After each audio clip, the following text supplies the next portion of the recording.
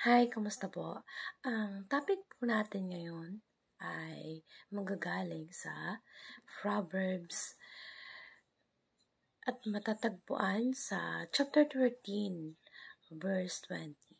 Whoever walks the wise becomes wise, full of wisdom.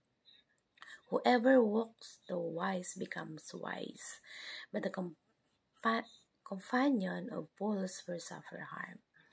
Kapag ang lagi mong kasama ay isang marunong, magiging marunong ka rin. Ngunit kung hangal ang lagi mong kasama, ay mapapahamak ka.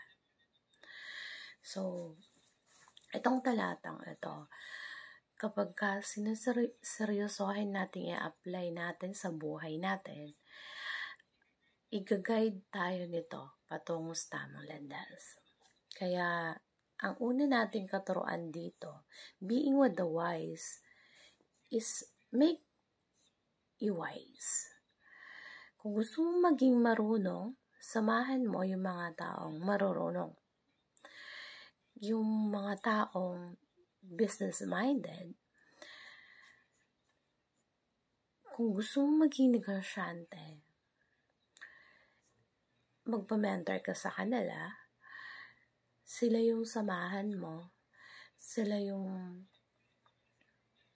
lagi mong kasama para yung attitude nila at yung mga ginagawa nila, maa-adapt mo, mamamanifest mo yung mga ginagawa nila, yung mga attitude nila, kung paano nila gawin yung business sector na yun yung kung ano yung marunong sila. Kailangan makuha mo yung knowledge nila kasi kung whoever walks with the wise becomes wise. Kung marunong sa iba't ibang larangan yung mga kasama mo, kung gusto mong gumaling sa sining, samahan mo yung mga magagaling sa sining. Kung gusto mo yung mga taong negosyante, yan ang sasamahan mo. Maging marunong sa buhay, yun din ang samahan mo. Gusto mong maging successful, huwag kang sumama sa mga taong patambay-tambay lang.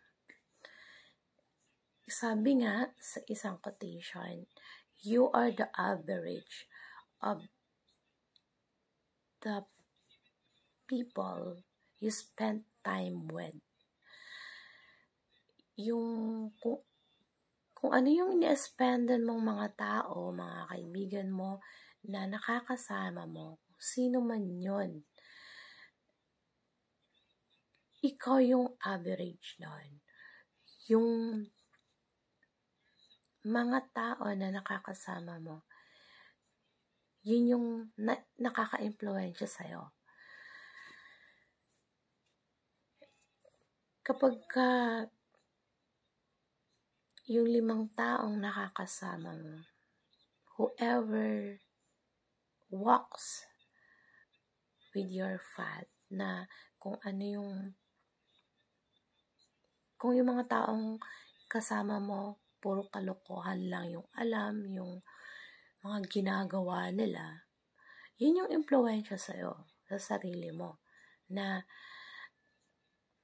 sabi nga nila, tell me your friends, and I'll tell you who you are. You are the average of the 5 people you spend most time of it. Maliban na lang kung ikaw yung nag-i-impluwensya sa kanya. Positively influence people or negative influence them. Kung positive yung ini-impluwensya mo sa kanila or negative. Kung hindi yon, ikaw yung may impluwensyahan nila. Kung yung mga kaibigan mo hindi mabubuti, yun yung ginagawa mo. Kapag ang mga tao or mga kaibigan na sinasamahan mo, kung manginginom sila, ganun ka din. Kapag ang isang taong mabuti,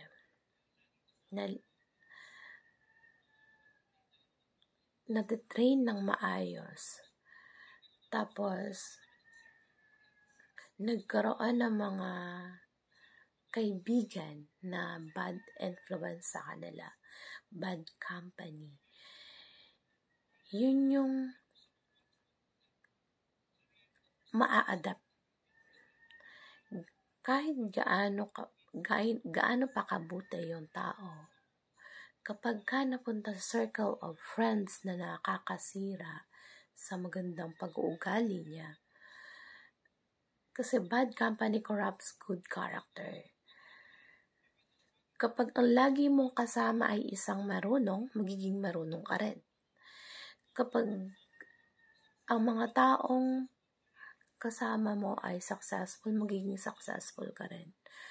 Pero kung ang mga tao na nagiging kasama mo ay sabi nila parang walang pangarap, magiging ganun ka rin. Asahan mo na ganun ka rin. Yun yung mga disiplinadong tao at masisipag, ganun yung magiging ikaw din. Magiging motivated ka, magiging ganado ka, at yung parang yung mundong ginagalawan mo, ma-a-adapt mo siya.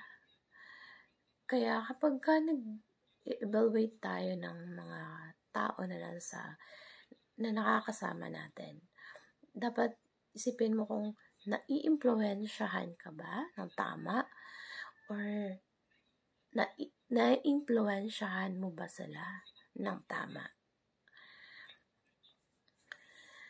Kung ang mga taong nakakasama mo ay nakakasira or napupunta ka sa mga bagay na ikakapahamak mo, why do you spend time with those people na hindi ka na i-impluwensyahan ng tama?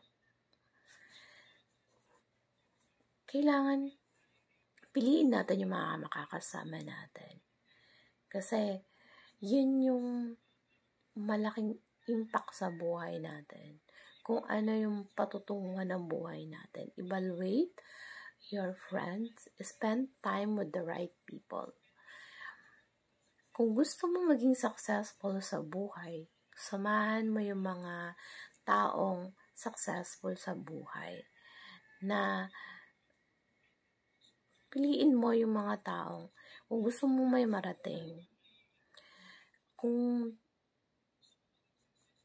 may mga gusto kang matutunan, samahan mo yung mga veteranong may mga experience na makakakuha ka ng karunungan sa kanila. At samahan mo yung mga tao makakapagpatagumpay sa'yo, na yung inaaya mo na magiging ganun ka rin. So, lalo-lalo na yung mga taong maka-Diyos at mag-impluwensya sa'yo ng mga patungkol sa ating Diyos at mapapalapit ka sa Diyos. Kasi kapag ang tao ay hindi ka na ilalapit sa Panginoon, that's not the right person for you. Kapag ang isang tao napapalayo ka sa impluwensya ng mga bagay-bagay na hindi makakatulong sa'yo at hindi makakapaglapit sa'yo sa Diyos, iwasan mo yun. Kasi ang patutunguhan nyo ay parehas mapapahamak kayo. That's not the right person for you. Isipin natin mabuti na kung sino yung nating kasama, yun yung magiging ikaw. Unless you positively influence them.